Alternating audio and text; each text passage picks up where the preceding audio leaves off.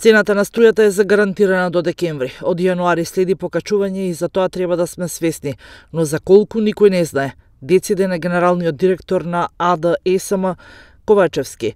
Рестрикции додава нема да има. Нема простор за паника како што се прикажува ситуацијата во јавноста според него, бидејќи двата блока на РЕК Битола работат, а можеме да сметаме и на ТЕЦ Неготино. Ке има покачување на цената, но не можам и јас да кажам за колку, ниту некој друг колку проценти ќе биде. Негде во декември месец,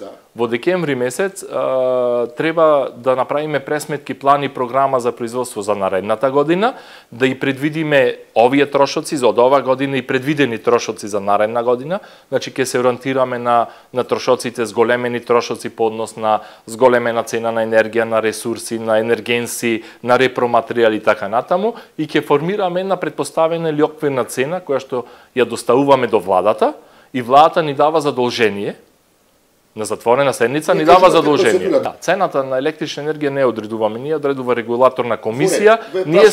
Ние само 33% учество во цената на енергија. Останатите учествуваат другите енергетски компании, државата, давачките и така натаму.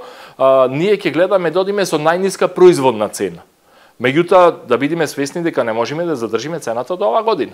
Од друга страна, првиот човек на МЕПСО вели дека ситуацијата е алармантна, како компанија која секојдневно е соочена со одржување на стабилноста. На почетокот на август побарал неформален состанок со регулаторна комисија за енергетика, на кој се обидел да ги убеди колегите дека ќе им предстои тешка зима.